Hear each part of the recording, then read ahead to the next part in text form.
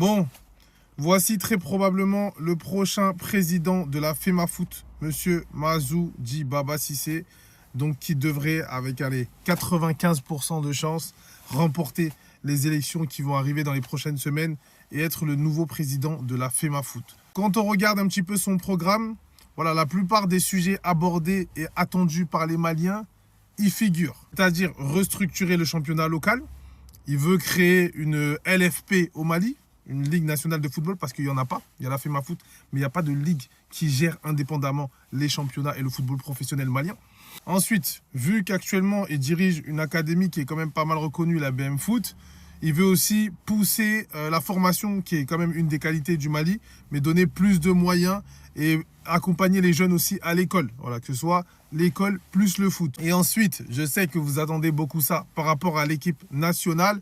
Lui, son projet, c'est... Ce qu'il dit en tout cas, c'est de viser une victoire à la CAN d'ici 6 ans en restructurant totalement la FEMAFOOT et en donnant des moyens aux équipes, que ce soit l'équipe A ou les équipes de jeunes du Mali. Voilà, tout ce qui va concerner ici l'organisation, la logistique, le professionnalisme, le respect, les analyses vidéo, le staff médical. Voilà, tout ce qui est l'environnement des équipes nationales et qui a besoin d'être professionnalisé au maximum. On a vu toutes les dingueries et tout ce qu'on a vu avec la FEMAFOOT, on ne veut plus voir ça. Concernant le choix du sélectionneur, c'est là où je ne suis pas trop d'accord avec lui. C'est que son profil idéal, c'est un entraîneur qui a dirigé en CAN ou en Coupe du Monde. Bon, travailler avec des jeunes talents, ok. Réussir dans les championnats compétitifs, pourquoi pas. Projet minimum de 4 ans, ça c'est bien.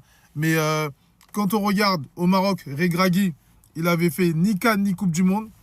Aliou Cissé, il avait fait ni CAN ni Coupe du Monde avant d'arriver au Sénégal. Faye n'avait fait ni CAN ni Coupe du Monde avant de coacher la Côte d'Ivoire. Et Belmadi, il avait fait ni CAN ni Coupe du Monde avant d'arriver en Algérie. Donc, c'est pas forcément viser des gens qui ont une grosse expérience.